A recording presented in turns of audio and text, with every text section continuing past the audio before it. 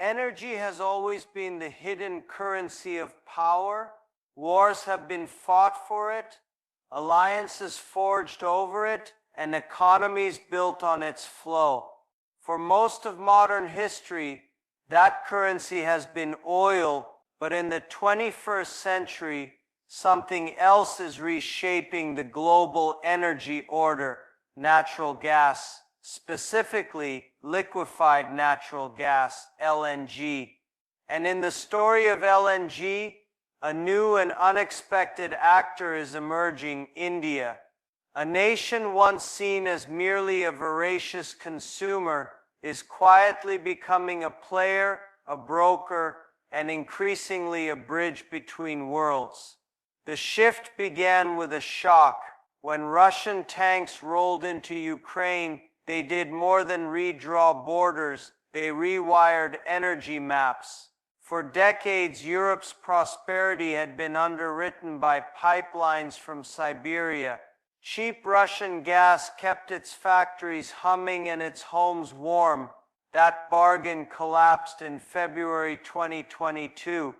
Almost overnight, Europe faced an energy crisis of existential proportions. It scrambled to cut dependence on Moscow without collapsing its own economies. And in that scramble, one commodity became the lifeline: LNG, gas cooled to a liquid and shipped across oceans in giant tankers.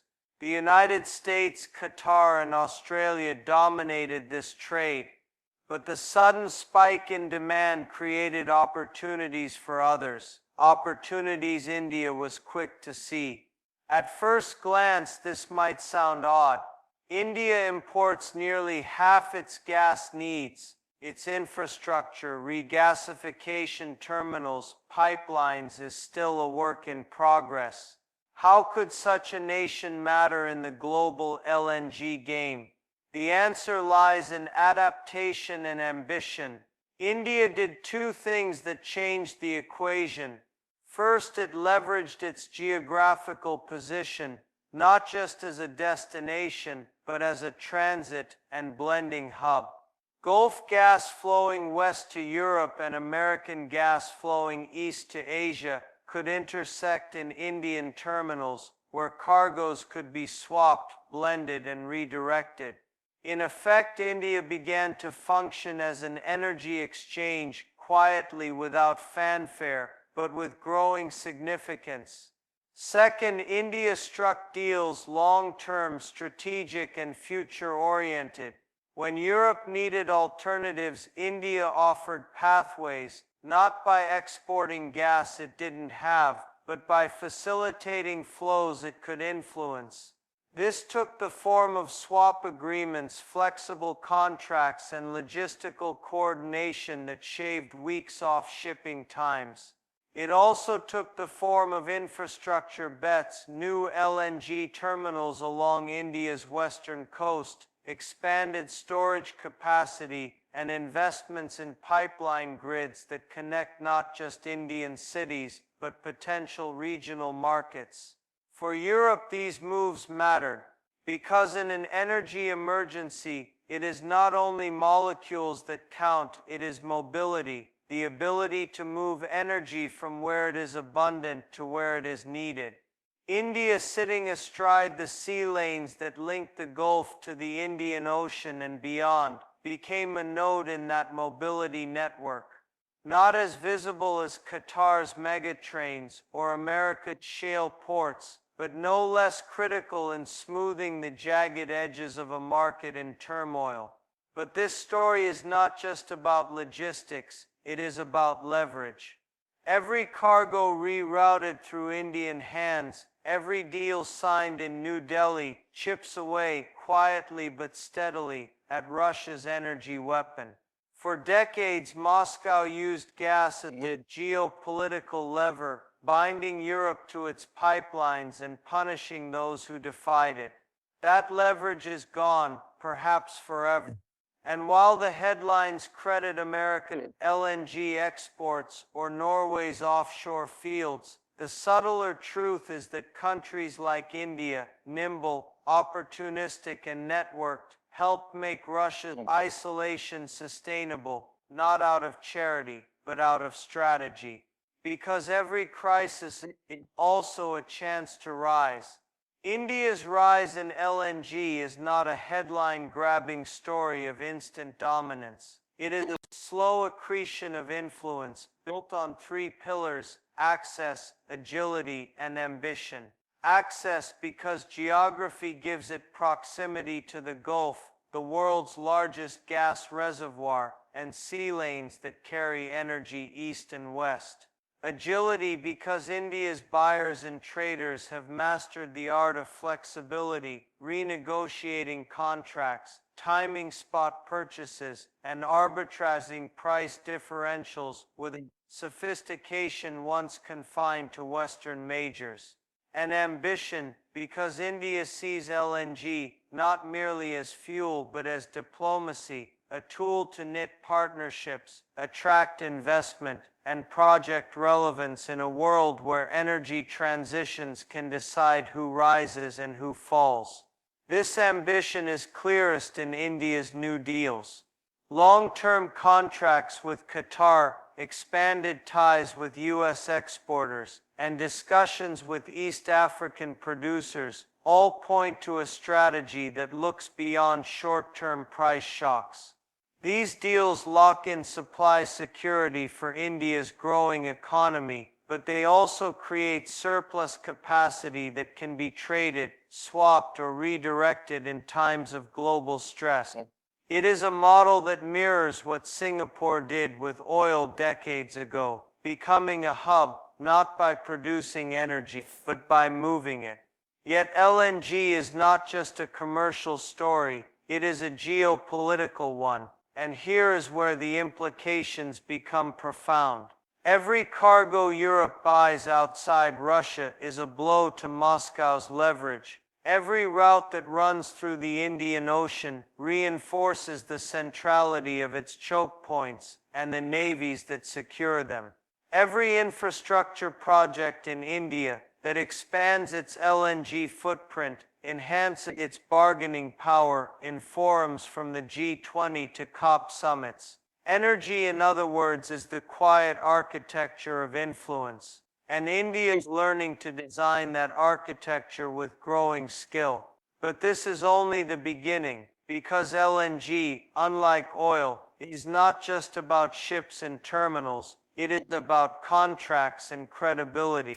Buyers want predictability, sellers want stability, and in a fractured world, trust is the scarcest commodity of all. Here India holds an ace: political stability, legal predictability, and a reputation earned over decades as a nation that honors contracts. That reputation, combined with a $3.7 trillion economy hungry for energy, makes India not just a market but a magnet, drawing in capital, technology, and partners who see in its rise not a risk but a hedge against volatility.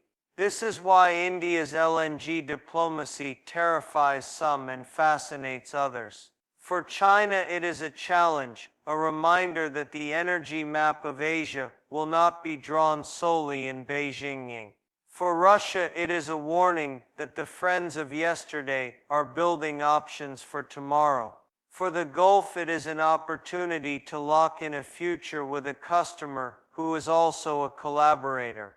And for Europe, it is a lifeline, thin perhaps, but strong enough to keep hope alive in a winter of uncertainty. What comes next? That is the question we will answer in the second part. Because LNG is not static, it is the bridge fuel to a world racing toward renewables. And in that race, India is not content to be a passenger. It wants to be at the wheel, steering a course that keeps its economy powered, its diplomacy agile, and its ambitions intact.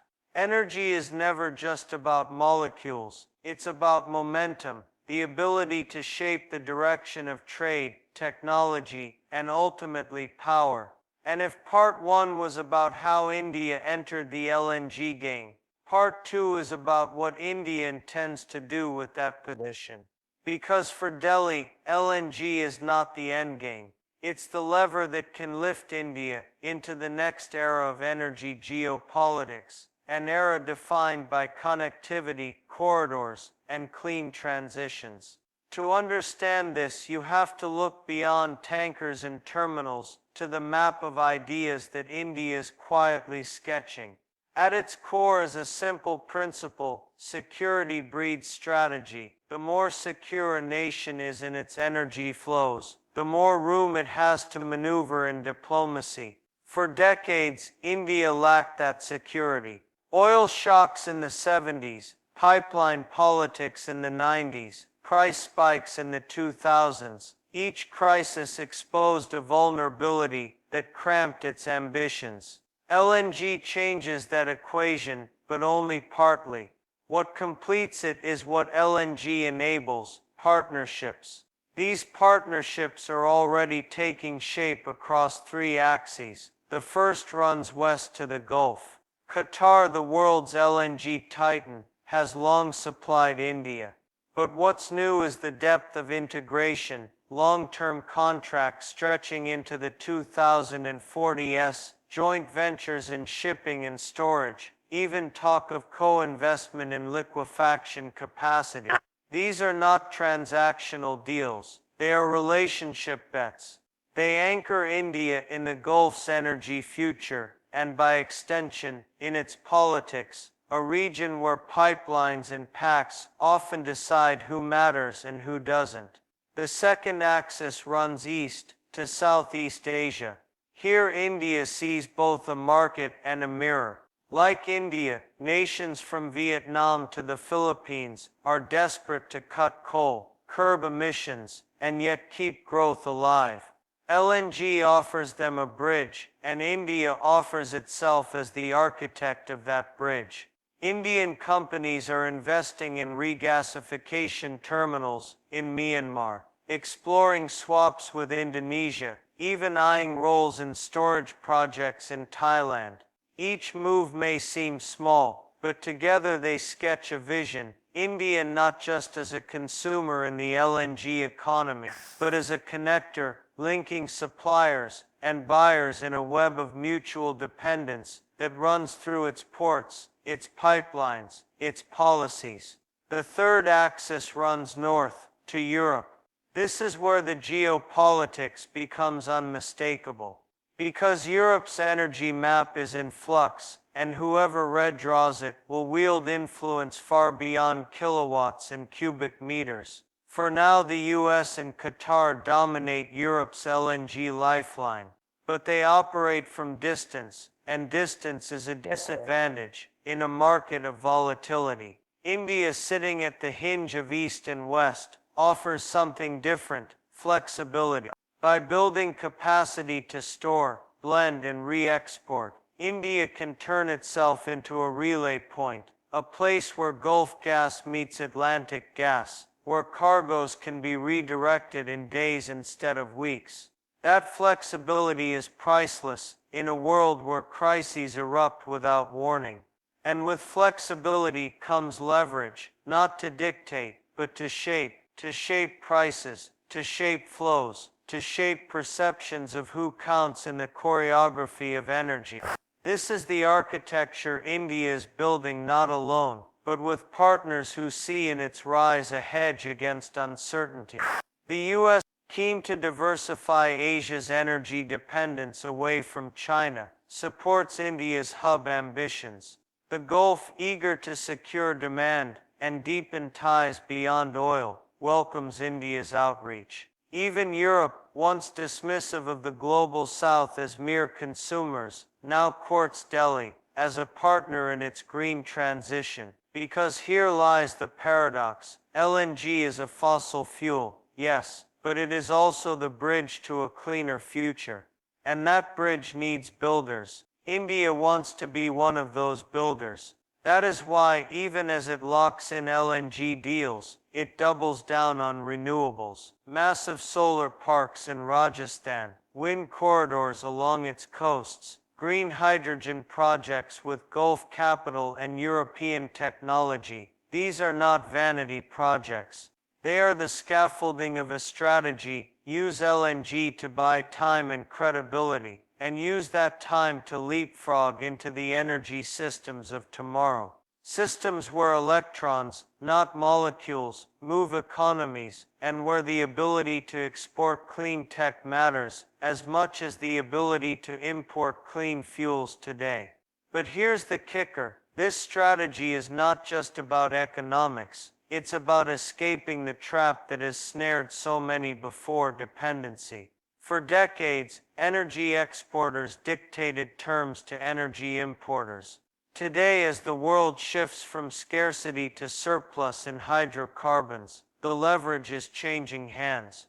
Buyers with scale, stability, and connectivity are the new power brokers. India checks all three boxes, and by positioning itself as a hub for LNG now, and a hub for green molecules later, it is writing a playbook that others will copy but few can match. For China, this is a warning shot. Beijing built its Belt and Road on the premise that infrastructure equals influence, that pipelines and ports lock nations into a web of obligations. India is building a subtler web, one that uses markets and mechanisms rather than debt and dependency. It does not seek to trap partners. It seeks to tie them in voluntary networks of shared interest. That makes the ties harder to break and the influence harder to counter. For Russia, the message is harsher. The world it once knew, a world where energy was the trump card, is fading. Moscow's pivot to Asia was supposed to offset its losses in Europe, but if Asia's biggest growth market is busy integrating with the West through LNG, renewables, and digital corridors, where does that leave a petrostate that offers little beyond hydrocarbons? The answer is in the headlines. Russia sells oil at discounts. India buys, resells, arbitrages. In this new order, Moscow is no longer a partner of equals. It is a price taker in markets it once dominated. And part of the reason is that India refused to be dragged into the logic of old dependencies. So where does this end? Perhaps in a world where energy maps look nothing like they did a decade ago. A world where the Gulf sends LNG not just west to Europe or east to China, but north to Central Asia through India's ports. A world where Indian companies manage regasification terminals in Africa and Southeast Asia, where Indian banks finance green hydrogen corridors that crisscross continents, where Indian diplomacy is powered not by slogans of non-alignment, but by the hard currency of interdependence. That world is not fantasy, it is emerging, one contract at a time, one cargo at a time, one summit at a time. And if you want proof, look at the deals signed this year. Multi-billion-dollar agreements with Qatar for LNG supply till 2048, collaborations with U.S. firms on small modular reactors and hydrogen projects, memorandums with European utilities to co-develop offshore wind and battery storage. Each of these may seem discrete, but together they form a mosaic of a nation that has decided to stop being a pawn in the energy game and start becoming a player who helps write the rules. Will India succeed? No one knows. The road from ambition to achievement is littered with obstacles. Infrastructure bottlenecks, price volatility, the politics of climate, the inertia of bureaucracy. But one thing is certain, the old assumption that India would always be an energy supplicant, begging for barrels and begging for loans, is dead. In its place is a new reality, India as a shaper, a broker, a bridge. And in a century where the power to connect may matter more than the power to command, that role could be worth more than any well or pipeline.